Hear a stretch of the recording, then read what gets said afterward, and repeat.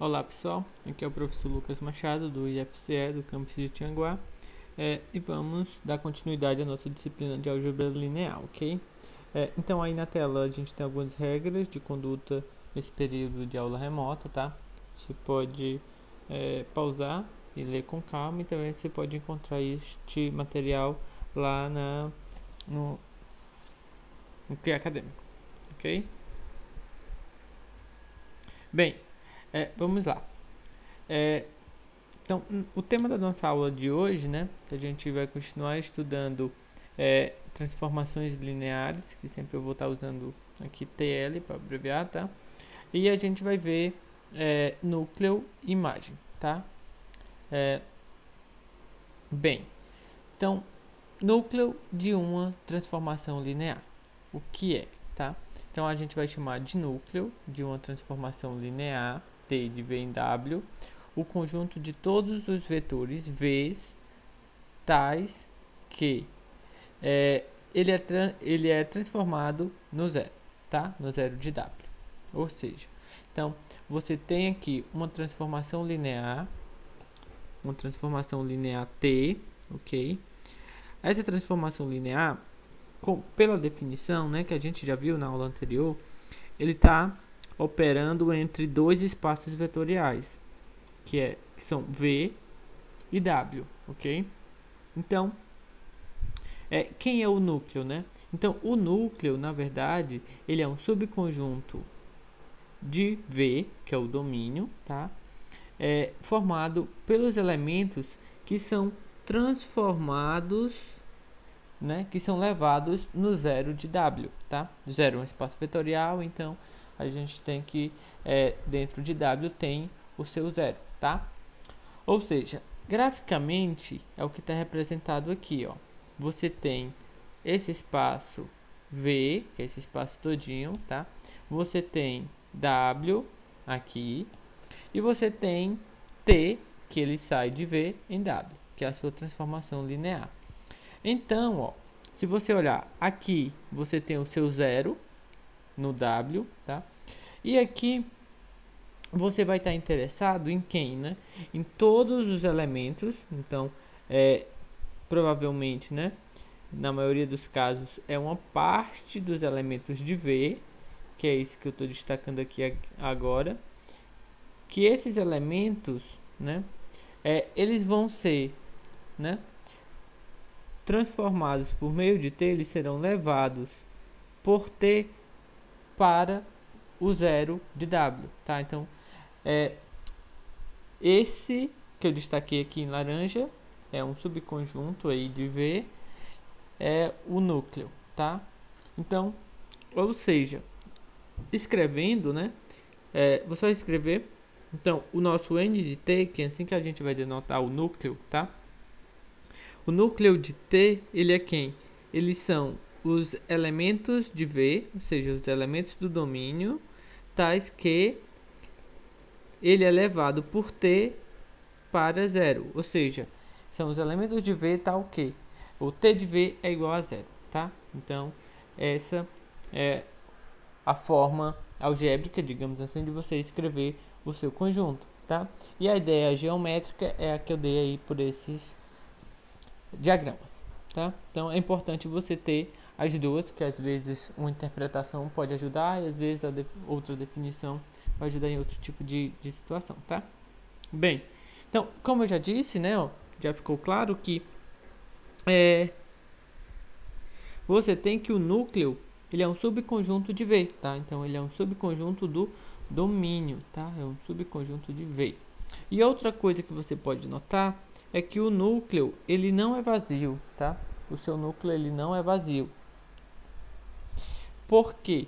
Porque o zero pertence ao núcleo. A gente viu que uma propriedade, né? Na verdade, uma condição necessária para que a gente tenha uma transformação linear é que o t do zero é igual a zero, né? Então, o zero de V é elevado no zero de W. Ou seja, né? Esse zero aqui, ó, esse zero aqui, né? Ele tá no domínio, no núcleo de V, tá? Ele tá no núcleo de V. justamente porque ele está na definição, ele pertence a V e o t dele é 0, ok? Então, isso daqui implica, né, que o 0, botar assim, 0 de V pertence ao N de T, ok? Se ele pertence, então N de T é diferente de vazio, tá? Claro que na maioria dos casos, na maioria não, em vários casos, não é só o 0, tá? Então, sempre o 0 está no núcleo, mas aí eu posso ter outros elementos também lá, certo? Ótimo. Então, vamos aqui a um exemplo, tá? É o seguinte, é dada essa transformação aqui do R2 no R2. Então, só lembrando, às vezes a gente poderia chamar também de operador linear, né? Quando o domínio é igual ao contradomínio, tá? Então, esse operador linear aqui, t de xy é igual a x mais y e 2x menos y. Então, como que a gente faz para determinar, né? Para determinar quem é o núcleo, né? Então, o núcleo de T é quem, né? São os elementos, tá? São os elementos de V, tal que o T de V é igual ao 0, tá? Então, nesse caso aqui, V é o R2, tá? Então, o nosso vetorzinho Vzinho, a gente vai estar dizendo que é XY, tá? É assim que a gente denota os elementos do R2, pelas suas coordenadas. Então, a gente quer, né, o N de T como sendo quem? V, ó, que é XY, tá? Pertencente a V, que no caso é o R2, tal que o T de V, ou seja, T de XY, é igual ao 0, né? Esse 0 aqui é o 0 do contradomínio, que também é um R2, então é o 0, 0, tá? Ok? Bem, então, o que a gente quer é descobrir quem é o N de T, ou seja, eu quero descobrir quem são os vetores V, escrito da forma XY, que satisfaz isso, né? Que T de XY é igual a 0, 0. Bem, se eu olho para a expressão, né, T de xy, né, igual a 0, 0, se você olhar, quem é T de xy, né? T de xy foi dado aqui, ó, a sua definição, né? Então, eu tenho que, na verdade, isso daqui é x mais y, 2x menos y, igual a 0, 0, tá? Que é justamente o que está aqui, ok? Então, essa parte aqui faz referência ao t de xy. Então, t de xy é igual a 0, 0. Quando você faz isso, né, você pode comparar, ó, primeira coordenada com primeira coordenada. Então, eu tenho que x mais y é igual a 0. É o que está aqui, certo? E depois, ó, você pode olhar segunda coordenada com a segunda coordenada. Então, é o que está aqui. Então, eu obtenho, na verdade, um sistema para resolver. Tá? Então, eu quero resolver esse sistema. Eu tenho aqui duas equações e tenho duas incógnitas, tá? Então, é um sistema linear, duas equações e duas incógnitas. Você pode, por exemplo, aí você resolve do modo que você achar mais conveniente, tá? Usar Kramer, escalonamento, substituição, tentar somar as equações. Nesse caso aqui, o mais fácil é você somar as equações, tá? Porque eu tenho y e menos y, então aqui eu vou ter 3x, y com menos y anula, aqui 0, então daqui eu já ganho que x é igual a 0, tá? Aí você volta em uma das duas equações, né? E você, por exemplo, na primeira, então, como x é 0, então você vai ter já direto que y é igual a 0. Então você resolve esse sistema, então o modo de resolver, você procura um modo que seja mais simples para você. E aí você encontra a solução. Nesse caso é x igual a 0 e y igual a 0. Ou seja, você tem que o v, né, que é x, y, você quer os vetores que satisfaçam a condição lá do t de v ser igual a 0. Mas você encontrou que para ele ser 0, a única condição, a única solução quando x é 0 e y é 0. Ou seja, o seu vetor só pode ser o vetor 0, 0. Tá? Ou seja, o núcleo só tem o vetor nulo, né, do R2, que é o 0, 0. Então, você tem que o seu núcleo, ó, só tem o vetor 0, 0, ok? Só tem o vetor 0, 0. Então, dessa forma, você determinou quem era o seu núcleo, tá? O núcleo da sua transformação linear. Então, só voltando aqui, eu tinha aqui o R2, tá? Eu tenho aqui o R2 e eu tenho aqui a minha transformação T, que é aquela ali, tá? Então, o que que isso quer dizer, né? Eu tenho aqui o 0, tenho aqui o 0, tá? Então, o único elemento daqui que é levado no 0 aqui, tá? É o 0. Então, só tenho esse elemento aqui, tá? Então, somente esse elemento vai aqui no 0, certo? Por meio de T. Eu não tenho, não existe outro que também vá no 0, tá? Não existe, ok? Somente o 0, ok? Bem, vamos lá.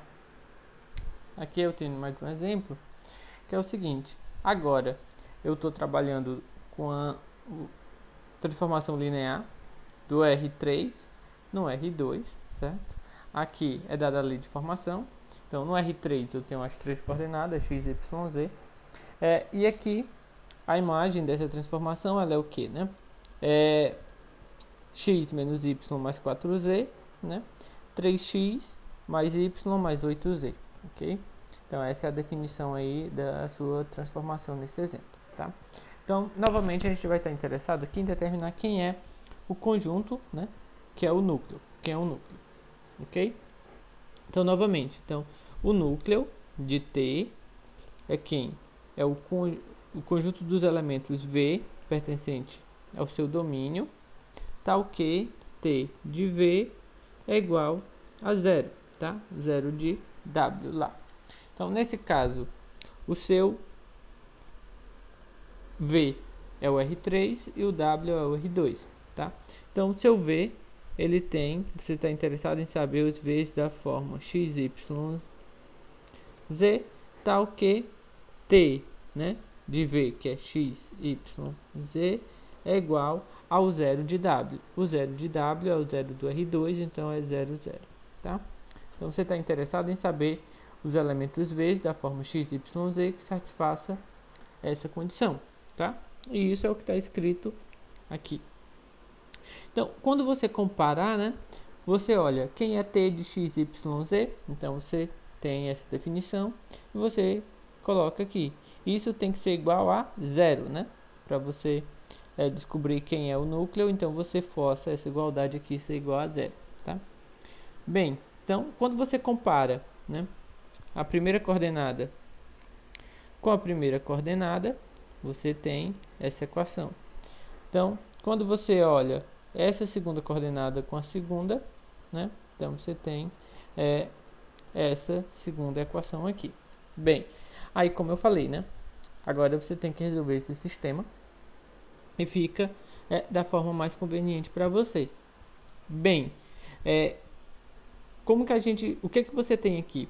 Você tem um sistema linear com três incógnitas, tá? Três incógnitas, que são x, y, z, e você tem duas equações, ok?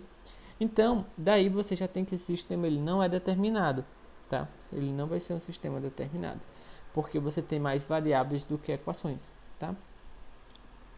Então, vamos fazer o seguinte, você pode, né? Você pode, geralmente é indicado nessa situação que você escolha, você vai fazer uma escolha de uma variável livre, né? Que seria no caso de z. Ou aqui também a gente novamente observa, ó, que eu tenho x, eu tenho y e tenho menos y, tá? Tem um y e tem um menos y. Então vamos fazer o seguinte, a primeira coisa, vamos somar aqui as duas equações, né? Somando eu teria 4x essa iria anular, e aqui ficaria 12z igual a 0, tá? Daí, simplificando, né? Simplificando, aqui eu teria que x era igual a 3z igual a 0, tá? Teria isso, ok? Bem, daí, né? Daí o que é que você pode fazer? Você tem que x é igual a menos 3z, tá? Então, você encontrou essa condição bem aqui, certo? Resolve. Observe o seguinte, que você encontra x, né? Mas esse x está dependendo de z, que z vai ser justamente a variável dependente que a gente vai ter, tá? Certo. E agora, né? Você tem que encontrar alguma condição, nesse caso aqui, você vai encontrar ainda uma condição sobre y, certo? Uma condição ainda sobre y. Então, bem, você pode pegar, né? E utilizar o x aqui, usar a expressão que x é igual a menos 3z na sua equação, tá? Então, por exemplo, se você usa aqui na de baixo, você teria que seria 3x, então daria menos 9z, tá? Mais y mais 8z igual a 0. Isso lhe dá, na verdade, ó, y menos z igual a 0, ou seja, y é igual a z, tá? Então você também encontrou aqui, ó, y dependendo de z, tá? Isso já era esperado justamente porque você tinha mais variáveis do que equações, tá? Então, você queria um v, né? Era x, y, z. Só que você encontrou essas variáveis dependendo de z, né? Então, o seu x, ele é menos 3z, tá? O y é z e o z é z, né? O z é o próprio z, tá? Então, os vetores que lhe satisfazem, né, a condição de estar no núcleo, são os vetores dessa forma, menos 3z, z e z. Como você não encontrou nenhuma restrição para z, esse z é qualquer um, tá? Então, z pode ser qualquer valor. Então, quando você vai escrever na forma de conjunto, né, para você pegar todos os vetores dessa forma, você diz que n de t, né, como está aqui em cima, é justamente menos 3z, z, z, tá? São os vetores dessa forma, onde z é qualquer número real, então, ou seja, z pertence a R, tá? Esse vetor aqui você ainda pode fazer o seguinte, né? Ó, você ainda pode pegar e colocar esse z em evidência, tá? Na hora que você coloca esse z em evidência, que ele é apenas um número, né? Você pode tirar, ó, z, então aparece menos 3, 1 e 1, tá? Então, aqui você também, né? É a mesma coisa, é a mesma resposta. Se você deixar dessa primeira forma que isso foi escrito conjunto, tá correto. Se você colocar dessa forma também, tá correto, certo? Então, você só colocou um termo em evidência, onde z, certo? Z pertence a R, então também tá correto. Só estou reescrevendo, tá? E se você notar, né? Então, esse conjunto aqui nada mais é, ó, do que o conjunto que é gerado por esse vetor, ó.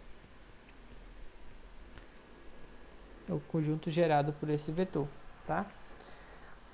Quando a gente pega o gerado por um vetor, né? Todos os múltiplos desse vetor, que é justamente o que acontece, né? A gente está pegando z é qualquer número real, ou seja, são todos os múltiplos desse vetor aqui, tá? Então é justamente a definição de gerado. Então você pode escrever o núcleo dos três modos, tá? Então observe o seguinte, né? Independente da forma que você escolhe para escrever o núcleo, agora esse núcleo não tem só o zero, né? Ele tem, na verdade, uma infinidade de vetores, Porque para cada z que você escolher, você tem um vetor diferente, tá? Então você tem aí infinitos vetores dentro do núcleo, tá? Então, ou seja, uma quantidade infinita de vetores são levadas no zero, tá? Ok? Então, de fato, então, se você escolher, por exemplo, né, só para você testar, né? Só para você testar, então aqui não faz mais parte da solução, é uma curiosidade, né? Se você pegar, por exemplo, t de menos 3, 1, 1, certo? A gente vai ter o que, ó? Então, como é a definição? A primeira coordenada, que é menos 3, tá? Menos a segunda coordenada, mais 4 vezes a terceira coordenada. Ótimo. Depois, 3 vezes a primeira coordenada, que é menos 3, mais a segunda coordenada, que é 1, mais 8 vezes a terceira coordenada, que é 1 também. Então, aqui a gente vai ter menos 4 mais 4. Aqui a gente vai ter menos 9 mais 9, ou seja, 0, 0, tá?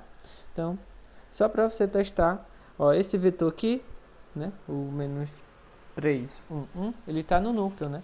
Quando você pegar z igual a 1, é justamente ele. Então, e a imagem dele dá 0, tá? E isso é mais do que esperado, né? Porque a gente já viu que ele estava no núcleo. Então, ele tem que dar 0, certo? Quando a gente aplicar t. Ok. Vamos aqui a mais um exemplo, tá? Agora a gente vai de forma mais prática, né? Como que a gente resolve de forma mais prática? Então, quando eu estou trabalhando aqui entre RNs, né? RN, RM, então T aqui é do R4 no R2, certo? Eu tenho a minha lei de formação. Minha lei de formação é essa, tá? Então, eu quero determinar o núcleo, né? O N de T. Como é que eu faço?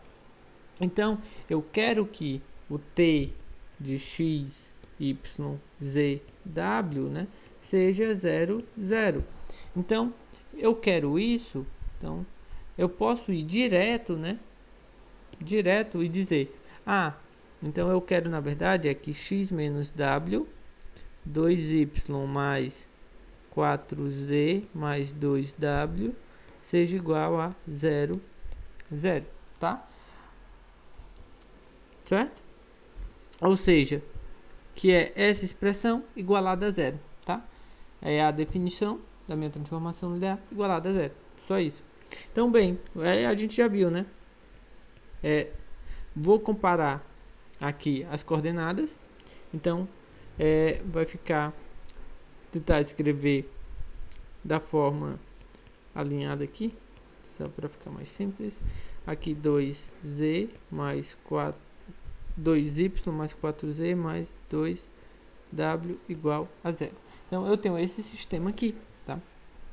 Então bem, aqui novamente o que é que você tem, né? Você tem duas equações e 4 incógnitas, né? Incógnitas x, y, z e w. E só tem duas equações, tá? Então, novamente, esse sistema não é determinado, né? Não tem uma única solução. Então, você tem mais incógnitas do que equações. Então, você vai encontrar a solução dependendo de variáveis, tá? Então, vamos fazer o seguinte. Daqui, ó, você já tem que x vai ser igual a w, tá? Então, w vai ser uma das suas variáveis. E você pode pegar aqui, ó, também, e você pode dividir tudo por 2, né? E o y você pode colocar como sendo menos 2z, né? Menos w. Então, ó, x você encontra dependendo de w e y você encontrou dependendo de z e de w, tá? Então, z e w serão as suas variáveis independentes, tá? Ou seja, o seu sistema, a resposta vai estar dependendo desses dois números que serão arbitrários. Você não vai encontrar restrição para eles, tá? Então, ó, o seu V pertencente ao núcleo, né? Que na verdade é x, y, z, w, ele vai ter restrição sobre x, que ele vai ser z, e o y vai ser vai ser w, perdão. O y vai ser menos 2z menos w. O z é z, né? E o w também é o próprio w. Você não encontrou restrição para z e w, tá? Também, muitas vezes também, essas letras, né, para não utilizar as mesmas incógnitas que aparecem ali, às vezes a gente chama, né? A gente chama, por exemplo, z de t e w de s, né? Então, isso daqui vamos fazer isso. Na verdade, a gente não está fazendo muita coisa, mas esteticamente fica mais agradável. Então, vai ficar S menos 2t menos S, t e S, ok? Então, ó, os seus vetores, eles são dessa forma. Então, seu n de t, ele é formado pelos vetores, né? S menos 2t menos S, ts, onde t e s são apenas números e eu posso tomar eles de qualquer forma, tá?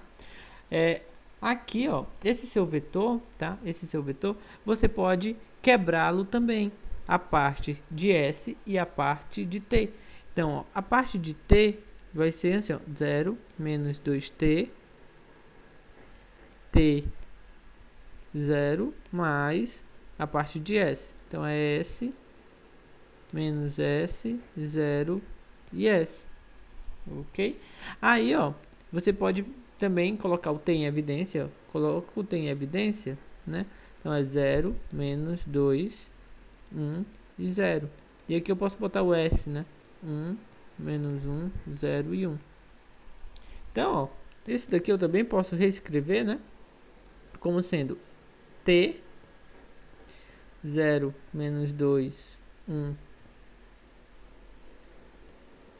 mais s, 1, menos 1, 0 e 1. Ok? Ótimo. Então, ó, onde, né, t e s são números reais, tá? Se você olhar, o que é que você está fazendo, ó? Você está pegando todas as combinações possíveis desse vetor e desse vetor, porque aí s e t são apenas números reais, né? Então, isso daqui você ainda pode escrever como sendo o gerado pelos vetores 0, menos 2, 1, 0, e pelo vetor 1, menos 1, 0 e 1, tá? Então, você pode escrever o seu núcleo como qualquer uma das três formas, tá? O que é interessante, né, em você fazer isso, escrever das últimas formas, né, porque você encontra justamente vetores que geram o seu núcleo, tá? Se você escreve somente dessa forma aqui, às vezes você não consegue enxergar muita coisa.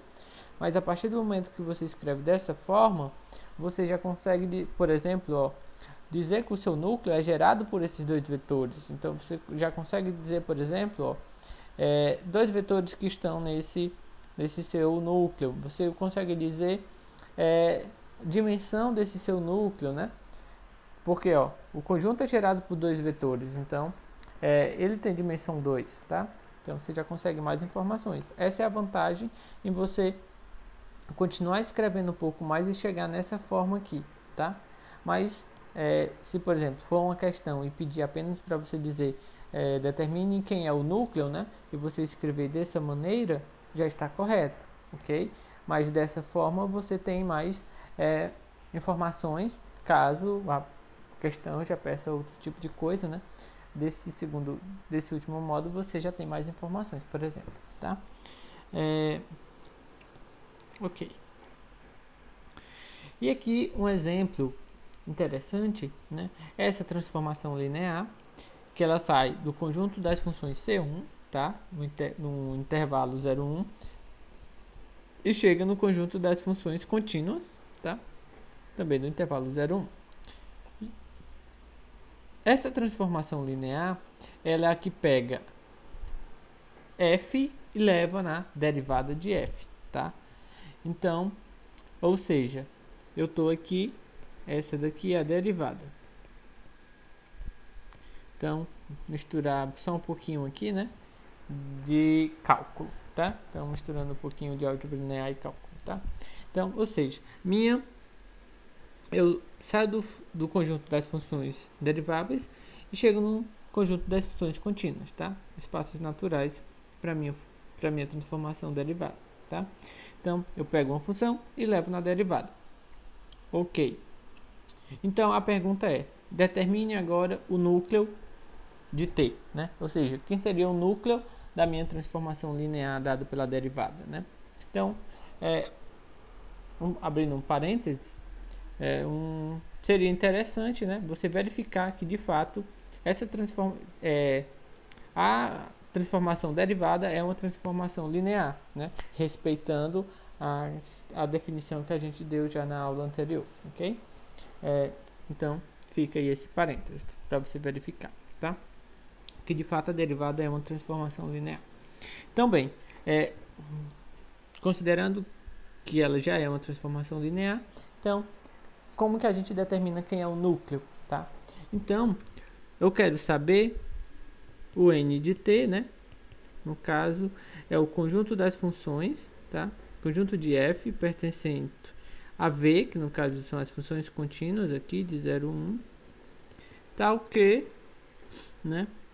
T de v, ou seja, tal que a derivada é igual a 0, tá? Tal que a derivada é igual a 0. Ou seja, eu só quero saber quem são as funções contínuas que a derivada é igual a 0. Então, a pergunta é, quem são as funções que a derivada é igual a 0? Tá? Então, as funções que a derivada são 0 são justamente as funções constantes, tá? São as funções constantes, certo? São as únicas funções aí que eu vou derivar e encontrar sua derivada igual a 0, tá? Ok? Então, no caso n de t, certo? São o conjunto, né? Conjunto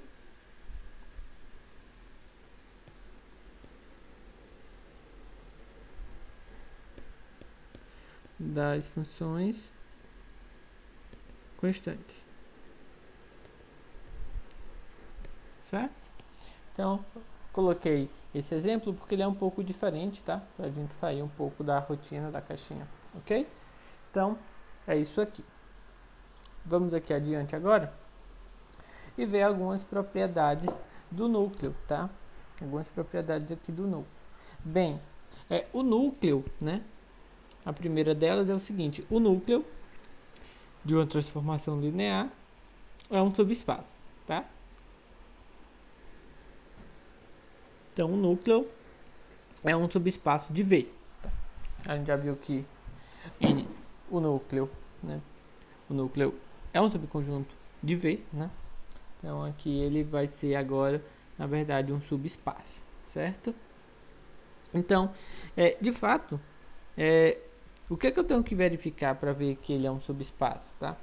São duas coisas, né? A primeira é, se eu tenho dois elementos pertencente ao núcleo, isso daqui é lá da definição de subespaço, tá? Então eu tenho que verificar que a soma também tá, ok? E a outra que eu tenho que verificar é que se alfa é um número, né? E U pertence ao núcleo, eu tenho que verificar que o produto também pertence ao núcleo, tá? Então, bem, o que é que eu tenho que ver, né? Ou seja, para ver que U mais V está no núcleo, eu tenho que verificar, na verdade, né, que T de U mais V é igual a 0. Mas, de fato, Por quê? Né? Por quê? Então, deixa eu puxar isso aqui um pouquinho. Por que que né? Ó, o T de U mais V, como a minha transformação ela é linear, Então, isso é T de U mais T de V. Mas U pertence ao núcleo. Se U pertence ao núcleo, né? Ó, eu estou pegando U no núcleo. Então, se U pertence ao núcleo, T de U é 0. Da mesma forma, ó, V pertence ao núcleo. Então, T de V é 0. 0 mais 0, 0. Ou seja, T de U mais V é igual a 0. Isso está correto. Ok? E aqui, ó, mostrar que o alfa U está no núcleo é mostrar que o T de alfa U é igual a 0. Mas, olha, T de alfa U, como U é linear, esse alfa pode sair, que ele é apenas um número, tá? Então, é T de U. Mas U está no núcleo, né? Ó, U está no núcleo. Então, isso daqui é alfa vezes 0. Um número vezes o vetor nulo é o vetor nulo. Então, T de alfa U é igual a 0, certo? Então, eu tenho que o núcleo, sim, é um subespaço vetorial. Tá? E aqui, ó, uma transformação linear, T de U e V, ela é injetora se somente se, ó, ela é injetora se somente se o núcleo é igual a 0, tá? Então, o que é ela ser injetora, né? Vamos só fazer o lembrete aqui. O que é uma função ser injetora? Ela ser injetora é o seguinte: se eu pego dois vetores diferentes, tá? Então eles são transformados em vetores também diferentes. Ou seja, se U é diferente de V, então T de U é diferente de T de V, tá? Ou então eu posso dizer isso, tá? Ou então posso dizer também que, né, T de U igual a T de V implicar que U é igual a V, ok? Eu posso usar uma das duas definições, é a mesma coisa, tá? Então, o que eu quero dizer é o seguinte, então, T, ela é injetora, ou seja, satisfaz essas condições aqui, se somente se o núcleo é igual a 0. De fato, certo? Vamos supor que ela é injetora, tá? Se ela é injetora, vamos mostrar que N de T é igual a 0, ok? Então, bem,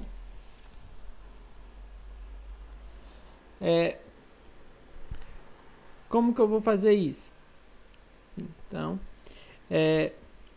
eu vou pegar o pertencente a N de T, tá? Isso daqui me dá que T de U é igual a 0, ok? Porém, eu sei, né? Por outro lado, eu sei que T de 0 também é 0. Como ela é injetora, ó, e por essa condição aqui, tá? Eu tenho que T de U é igual a T de 0. Por essa condição, eu vou ter o quê? Que U é igual a 0, tá? Então, essa é a ida. Como que eu mostro a volta, né? Ou seja, como eu mostro agora que ela ser... o núcleo ser apenas o 0 me dá injetividade. Como que eu mostro isso? Então, bem, eu vou pegar, né? Vou pegar T de U igual a T de V e vou querer mostrar que U é igual a V. Mas se T de U é igual a T de V, eu posso fazer o seguinte, ó, T de U menos T de V é igual a 0. Como ela é linear, isso é T de U menos V igual a 0. Então, isso me diz que U menos V pertence a o núcleo, certo? Mas o núcleo só é o 0, então U menos V é igual ao 0, tá? Ou seja, U é igual a V. Então, isso me mostra, né, que ela ser injetora, a mesma coisa do núcleo ser igual a 0, tá? Somente o 0. Então, isso daqui, essa propriedade, você só tem porque a sua transformação ela é linear, tá? Sua transformação é linear. Você não consegue isso com outras funções. Por exemplo, se você não estiver trabalhando com a transformação linear, vamos trabalhar com a função f de r em r, onde f de x é igual a x ao quadrado, tá? Você tem que, se você fosse olhar para o núcleo, né, o único valor onde f de x é igual a 0 é no 0. Então, se você fosse olhar o n, o respectivo n de f, aqui no caso, né, n de f, era apenas x igual a 0, tá? Mas você não tem injetividade. Por quê? Porque f de 1 é igual a 1. F de menos 1 é menos 1 ao quadrado, né? Aqui, que dá 1, menos 1 ao quadrado, que também dá 1. Ou seja, f de 1 é igual a f de menos 1, tá? E não pode, né? E não pode. Então, isso não pode no sentido de não pode ser injetiva, tá? Então, você teria que o núcleo seria 0, mas a função não era injetiva, tá? O núcleo era 0 e a função não era injetiva. Isso porque essa função não é uma transformação linear, tá? Essa propriedade de injetiva, se somente se o núcleo é 0, ela é verdadeira porque a gente está trabalhando com transformação linear, tá? Se não for, a gente não consegue garantir essa propriedade, tá bem? Então, aí a importância de ser uma transformação linear, tá? Ótimo. Agora, um outro conjunto que se destaca no estudo de transformações lineares é a imagem, tá? Então, aqui a gente vai ver a imagem de uma transformação linear. Bem, o que é essa imagem, né? Então, a gente vai chamar de imagem de uma transformação linear, né? Considerando sempre essa T de V em W, ele é um conjunto de vetores, né? Que são imagens, né? Imagens de pelo menos um vetor de V, certo? Então, é um conjunto de vetores de W, certo? Que ele é a imagem de algum elemento de V, tá? Então, eu estou pegando o que, né? Todos os elementos aqui de W, ó, que são atingidos, vamos usar essa palavra, que são atingidos por T, tá? Então, T, ele está pegando, né, elementos de V e levando para W, certo? Está levando. Então, todos os elementos aqui, onde eu chego, né? Onde eu chego, eu coleciono todos eles, tá? E esses elementos é o que eu estou designando por imagem, imagem de T, tá bem? Então, é isso que a gente tem. Então, aqui nesse diagrama, então fica representado por essa parte aqui em laranja, tá? E aí, se você vai escrever na forma de conjuntos, né? A gente tem o seguinte, que a imagem são os elementos Wzinho, né? É Wzinho, pertencente a W, que é o contradomínio, tal que W é igual a T de V, certo? Para algum V pertencente ao seu domínio V, certo? Pode acontecer, por exemplo, eu tenho um W aqui, né? Tem um Wzinho. Pode ser que eu tenha dois elementos, tá? Pode ser que eu tenha um elemento aqui, ó, que vá nele, e pode ser que eu tenha outro elemento aqui, ó, que também vá nele. Não tem problema, tá? Não tem problema se dois elementos de V tá chegando em W, tá? Não tem problema nenhum. É pelo menos um. Tem que existir pelo menos um, tá? Então não tem problema nenhum se eu tenho 2 ou mais.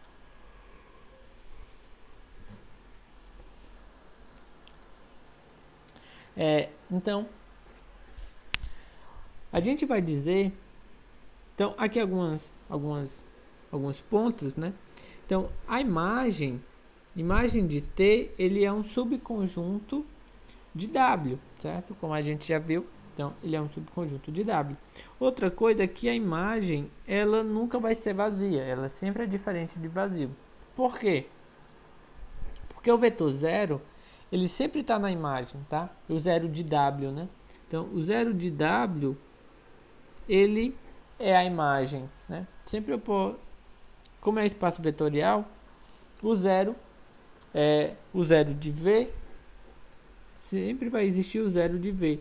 Quando eu pego o T disso, né? O T de 0 de V, a gente já viu que obrigatoriamente ele vai ter que ser o 0 de W. Ou seja, o 0 de W, ele é a imagem de algum elemento, que no caso é o 0 de V, né? Então, o 0 de W, ele é a imagem de algum elemento do conjunto V. Então, isso daqui, ó, ele pertence, tá, à imagem, que a gente vai denotar assim, IM de T, ok? Ele pertence à imagem de T. Em particular, essa imagem, ela nunca vai ser vazia, tá? Bem, e aí, a gente vai estar chamando de sobrejetora quando a imagem for todo o W, tá? Quando a imagem, ó, a imagem de T for todo o W, então a gente vai dizer que a transformação linear T, ela é sobrejetora. Ou seja, quando eu vou pegar aqui, eu vou chegar, na verdade, ó, em todo o meu espaço, tá? Vou chegar em todo o meu espaço. Todo o meu espaço W. Então aqui nessa situação, para quando eu estou chamando ela de jetora, né, a minha imagem é todo o conjunto, né, todo o conjunto W, tá? Todo o conjunto W, ok? Não tem diferença entre o conjunto W e a imagem. Aqui, ó, por outro lado, né, nesse caso pode acontecer, né, de ter um elemento aqui, ó. Tem um elemento aqui que ele está em W, mas ele não está na imagem. O que que acontece com esse elemento que ele está em W e não tá na imagem, né? Não tem nenhum elemento de V que vá nele, tá? Por meio de T. Não tem, certo? Isso daqui, ó, não existe, ok? Não tem como eu alcançar esse vetorzinho que está em W e não está na imagem. Eu só alcanço os vetores que estão na imagem, por definição, né? Todos os vetores que são atingidos por T, eu estou colocando na imagem. Se ele não está na imagem, é porque ele não é atingido por T, tá? Então, bem.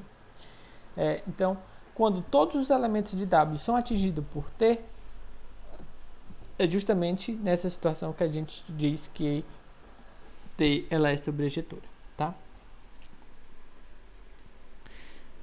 Bem, aqui um exemplo. A gente está saindo do R3 para o R3, tá? E aqui é aquela transformação linear que é a projeção ortogonal, tá? A projeção ortogonal do R3 é sobre o plano XY, tá? Então tá, ó, que a gente zerou aqui a coordenada Z. A coordenada Z, ela foi anulada, tá? E aí a gente está fazendo a projeção no plano Y, XY, certo? Então o plano XY é esse aqui de baixo, né? É como se fosse aqui o chão, tá? E bem, quem é a imagem desse conjunto, tá? Quem é a imagem desse conjunto? Bem, aqui a gente vai fazer, para a gente chegar a essa conclusão de quem é a imagem de T, a gente vai observar a ideia geométrica dessa transformação. Por quê? Como que a gente faz, né? Dado um vetor aqui, um vetor V, que é x, y, z, a imagem dele é o vetorzinho aqui que é x, y, e anula a terceira coordenada, tá? Se eu tivesse um outro vetor aqui, digamos um vetor x', y', z', tá? Quando eu pego a t dele, né? T dele vai ser um ponto aqui, que vai ser x', y' e 0, tá?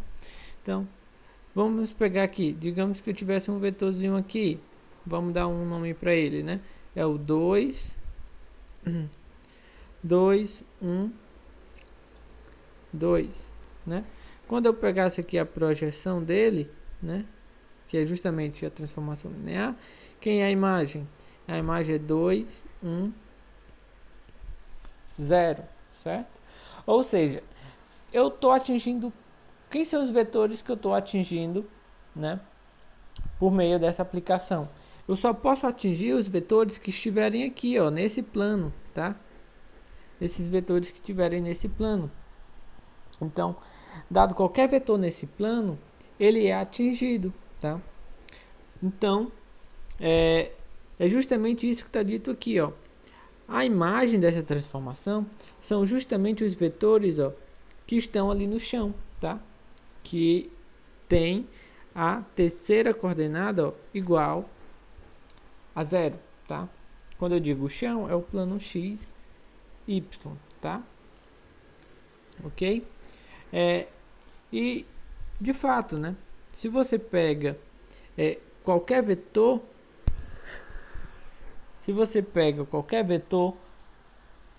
do plano xy, ele tem a terceira coordenada nula, tá? E qualquer ponto que você pegue do R3, quando você aplica T, ele vai zerar a terceira coordenada, tá? Então, daí você tem que a imagem, de fato, é o plano XY, tá? O plano XY imerso no R3, então ele vai ter a terceira coordenada nula. Se você tiver interessado, por outro lado, em encontrar quem é o núcleo, né? Quem é o núcleo de T? Então, o núcleo de T, eu vou pegar somente fazer isso, né? Da forma prática, igualar a 0. Então, eu tenho que x tem que ser 0, quando eu olhar aqui. Olhando essa, y tem que ser 0. E olhando essa, 0 igual a 0. Então, eu tenho que x tem que ser 0 e y tem que ser 0. Então, na verdade, o n de t é igual ao conjunto da forma x, que é 0, y, que é 0. Eu não encontrei nenhuma restrição para z, tá? Então, z é qualquer número real aí, tá? Ou seja, o núcleo são os vetores da forma 0, 0, t, né?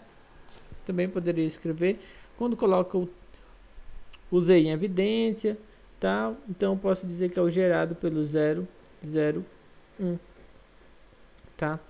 Esse conjunto aí, o gerado pelo 0, 0, 1, é justamente o eixo z, tá? E é bem natural de você esperar isso, né? Por quê? Esse daqui, ó, é o 0, 0, 0. Quem são os pontos que você, quando projetar, você chega nesse elemento, tá? Então, se eu tivesse um aqui, quando eu projetasse, ele iria cair aqui, tá? Não é. Então, os únicos elementos que serão projetados na origem serão os elementos do eixo Z, que aí eu vou projetar, ó, e chego aqui, tá? Então, aqui, ó, quando eu projetar, chego aqui, tá? Da mesma forma, se eu continuar, né, esse eixo Z aqui lá para baixo, quando eu pegar aqui, ó, quando eu projetar, vou chegar aqui, tá? Então, só dando aí uma interpretação, tá? Então, o núcleo é o eixo Z e a imagem é o plano XY, ok? Então, aqui, nesse caso, a gente usou até um pouco da ideia geométrica dessa transformação. Bem, aqui um caso mais simples, que é da identidade, tá? A identidade. Então, essa identidade, né, ela posso estar trabalhando com qualquer espaço vetorial, né? Qualquer espaço vetorial. A gente simplesmente pega o vetor V e leva no próprio vetor V, ou seja, I de V é igual a V, tá? Essa é a definição da identidade. Ok? Então, quem é o núcleo, né? Quem é o núcleo? Eu quero o núcleo de I é igual os V's tal que, né? O V aqui, em V tal que I de V é igual a 0. Só que se você olha, né? Se você olha, I de V é igual a 0. Quem é I de V? É V. Então, quando você vai escrever isso daqui, ó, N de I é igual a V pertencente a V, tal que V é igual a 0. Ou seja, você quer o V onde o V é igual a 0. Ou seja, isso daqui é o 0, certo? Você quer os elementos V, tal que o V é 0. Ou seja, é o 0, tá? É o conjunto que só contém o 0, tá? E, por outro lado, quem é a imagem, né? Quem é a imagem de I? A imagem de I é todo o meu espaço, tá? A imagem de I é todo o meu espaço. Por quê? Né? Como que a gente escreve a imagem, né? A imagem de uma transformação, no caso I, é formado pelos os elementos, que eu vou botar assim, é W, pertencente, no caso aqui, AV, que é o contradomínio, tal que, né, W é igual a T de, no caso, I de V, para algum V pertencente ao domínio, que no caso é V. Só que aqui, ó, essa parte, né, ó, essa parte aqui está dizendo o quê? Que é igual a V, certo? Então, ó, eu quero W pertencente a V, onde W é igual a V para algum V. Só que, se você quer, né? Quando você pega I de W, isso já é W, tá? Basta você pegar o V igual ao W, ok? Outra interpretação, que talvez seja mais fácil de você enxergar assim, ó. Se você tem V aqui e V aqui, tá? Então, ó, eu tô dizendo que a imagem é todo o conjunto. Então, eu tô dizendo que aqui, ó, a imagem é todo o meu conjunto V aqui, tá? E essa minha transformação, que é a identidade, ela sai daqui, né? Daqui para cá, tá? Essa é a identidade.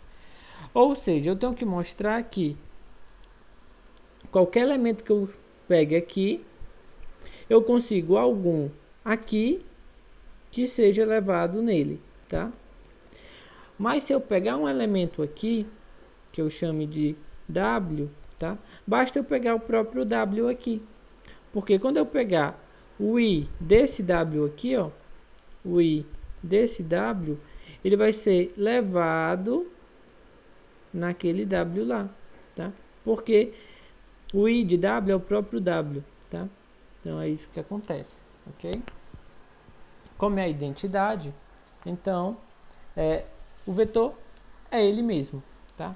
Então não sobra ninguém aqui do meu lado direito, tá? Outra transformação é a transformação nula, tá? Ela pega T de V igual a 0, né? Para todo V no meu domínio, ok? Então, quem é o N dessa transformação nula, né? O N dela é todo o conjunto, tá? É todo o conjunto. Por quê? Porque todo elemento, ó, todo elemento de V, né? Ele é elevado no zero. Ou seja, isso justamente está dizendo que, né, que V pertence ao N de T para todo V aqui. Então, V pertence ao núcleo para todo elemento de V, né? Para todo elemento de V. Ou seja, justamente o que eu estou dizendo com isso é que, né, V está contido no núcleo, né? Só que o núcleo, por outro lado, é um subconjunto de V, né? Ou seja, essa série de continuidades, na verdade, me dá uma igualdade, tá?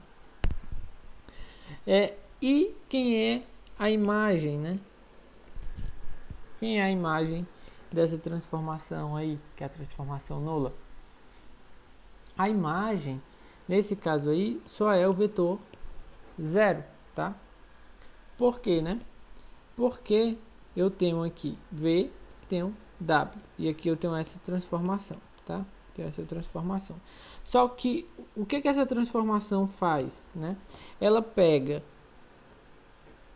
todos os elementos daqui e leva somente para o zero, tá? Todos os vetores, ó, são levados para o zero apenas. Então, aqui desse lado, eu só consigo atingir o zero, tá? Só consigo atingir o zero. Então, a imagem, que é o conjunto dos que eu consigo atingir, é apenas o zero, tá? É apenas o zero. Então, a imagem de T, nesse caso, é o conjunto zero. Bem, propriedades aqui da imagem, eu tinha propriedades do núcleo, também tenho propriedades da imagem, que é justamente o que, né?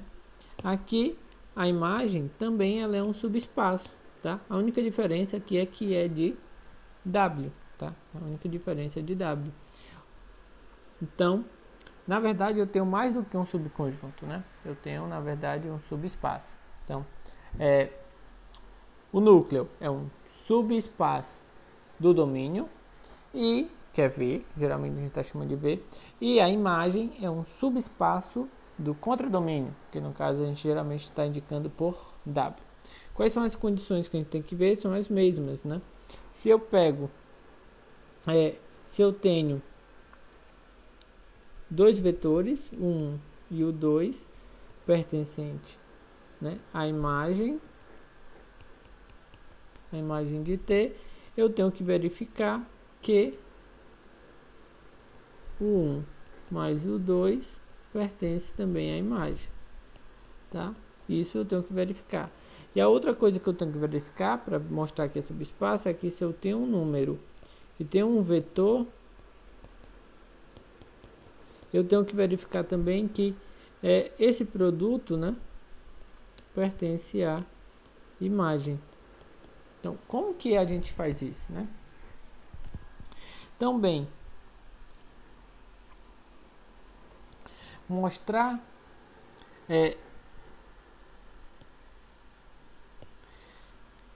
o primeiro ponto.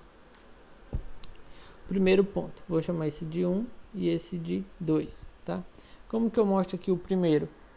Bem, para mostrar isso daqui, para mostrar que o 1 mais o 2 pertence à imagem, né, eu tenho que mostrar, na verdade, o seguinte: eu tenho que mostrar que o 1 mais o 2 ele é igual ao T de algum vetor, onde esse vetor aqui pertence a V, tá?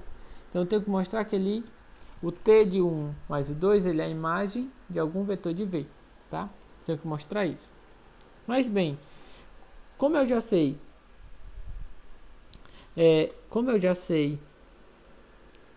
que o 1 pertence à imagem, eu sei que o 1 é igual ao T de 1V1, onde V1 pertence a V. E o 2, como eu estou dizendo que ele pertence à imagem, eu tenho que o 2 ele é a imagem de um vetor V2, né, onde esse V2 pertence a V. Ok? Então, como eu posso pegar e somar, certo? Então eu tenho que o 1, né? Desses dois aqui, ó, eu tenho que o 1 mais o 2, ele é igual ao t de V1 mais o t de V2. Só que como t é uma transformação linear, eu posso somar t de V1 mais V2. Então, é só eu pegar o W como sendo V1 mais V2. E isso pertence a V. Ok? Então, o que eu acabei de escrever, né? Que V1 é o 1 mais o 2, ele é o T de, né? V1 mais V2. Tá? E V1 mais V2 pertencendo a V. Então, V1 mais V2 pertence a V, como eu queria. Para mostrar o segundo, é bem parecido, certo? Para mostrar que alfa, o 1, pertence à imagem, isso acontece somente quando alfa 1 ele é igual a T de um certo W para um W pertencente a V. Só que como o 1 pertence à imagem, né? Eu já sei que o 1 é igual a T de V1, ok? E esse V1 pertence a V. Daí, se eu multiplico tudo por alfa, então alfa 1 é igual a alfa, ok? E como T é linear, esse alfa pode entrar. E aí, ó, alfa V1, como o V1 pertence a W, ou V1 pertence a V e V é um espaço vetorial, alfa V1 também pertence a V, certo? Então, o alfa V1 se eu tomar isso como sendo esse W, né? Isso daqui está correto. Eu já tinha mostrado que isso estava correto. Então, isso é só para verificar que, de fato, é um espaço vetorial, tá? É um subespaço vetorial, perdão. E aqui a gente tem, né, um teorema muito importante, que é o teorema da dimensão, ou então em alguns lugares também você encontra o teorema do núcleo da imagem, tá? Que ele relaciona as dimensões desses subespaços, tá? Que a gente acabou de ver, que é o núcleo e a imagem, tá? Também, se a gente está trabalhando com V, um espaço de dimensão finita, tá? Então, V é um espaço de dimensão finita, ou seja, o domínio é um espaço de dimensão finita. Nosso domínio aqui, ó. Então, a gente tem que a dimensão do núcleo mais a dimensão da imagem é igual à dimensão de V, tá? Então, isso daqui, ó, é muito importante, tá? É muito importante e vai nos auxiliar bastante em várias situações, ok? Então, esse daqui é um teorema de álgebra linear, é um dos mais importantes do curso de álgebra linear, tá? Até em alguns concursos cai esse teorema, para quem é da área, ok? Então, esse é o teorema do núcleo da imagem. Então, ele diz o seguinte, né? Novamente aqui, repetindo, se a gente está trabalhando com a transformação linear, onde o domínio ela tem dimensão finita, então a dimensão do núcleo mais a dimensão da imagem é igual à dimensão desse domínio, tá? Então, só alguns exemplos aqui que confirmam, né, essa igualdade. É o seguinte, a gente viu que na transformação lá da identidade, a gente viu o seguinte, né, que a gente tinha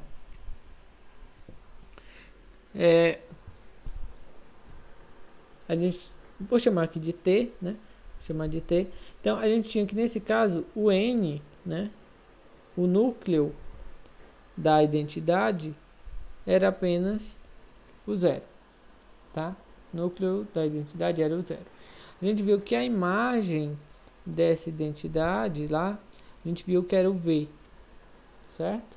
Então, daqui, ó, daqui a gente tem que a dimensão do n de t é 0, tá? E daqui, ó, a gente tem que a dimensão, né, da imagem é igual à dimensão de V, né? Olhando a dimensão dos dois lados. E aí, ó, isso confirma, né, aquela igualdade lá. Porque a dimensão de n mais a dimensão da imagem, essa é a afirmação, né? E de fato, como essa daqui é 0, tá?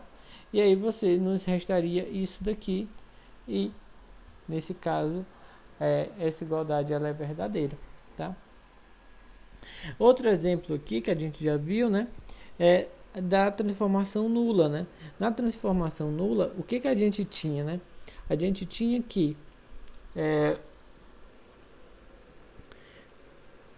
o núcleo era todo espaço, tá? E a gente tinha que a imagem, né, da transformação nula era apenas o 0. Então, nesse caso aqui, ó, a gente tem que a dimensão do núcleo é igual à dimensão de V. E nesse caso aqui, ó, a dimensão da imagem era igual a 0. Ok? Então, novamente confirma o que a gente tinha, né? Porque aqui, ó, a dimensão do núcleo mais a dimensão da imagem é igual a quê, né? A dimensão do núcleo é a dimensão de V e a dimensão da imagem é 0. Então, novamente, essa identidade ela é verdadeira, tá? Agora, um exemplo não tão trivial, né? O que a gente tinha lá da projeção ortogonal, tá? Da projeção ortogonal, que era aquela transformação lá, só lembrando, ó, x, y, z, que pegava, fazia x, y e zerava a última coordenada. A gente viu que o núcleo, né? O núcleo dessa transformação é o eixo z, ou então a gente via que era o gerado pelo vetor 0, 0, 1. Ok? E aí, a imagem, a gente viu que era o plano x,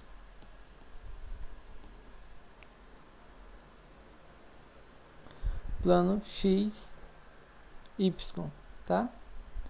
O plano XY, ok? E aí, ó,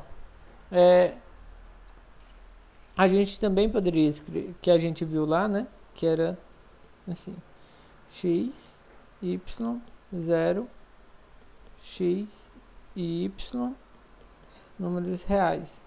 A gente viu que a gente pode quebrar o que está com x, o que está com y, e aí depois ficaria o vetor 1, 0, 0 e o vetor 0, 1, 0. E aí a gente vê que ele é gerado por 1, 0, 0 e por 0, 1, 0. Tá? Então, daqui, ó, você tem que a dimensão de n de t é 1, né? Ele é gerado por um vetor. Aqui, ó, ele é um espaço gerado por dois vetores. Então, essa imagem, a dimensão da imagem é 2. Então, você tem o quê? Né? O que é que você tem aqui? Você teria que a dimensão do n de t mais a dimensão da imagem. Isso daqui, né? Isso daqui vai ser igual a quem, né? vai ser igual a 1 mais 2, certo? Que é igual a 3. Mas por outro lado, ó, a dimensão de V, quem é o V nesse caso? É o R3, né? Ó. A gente está trabalhando aqui com as 3 coordenadas do R3.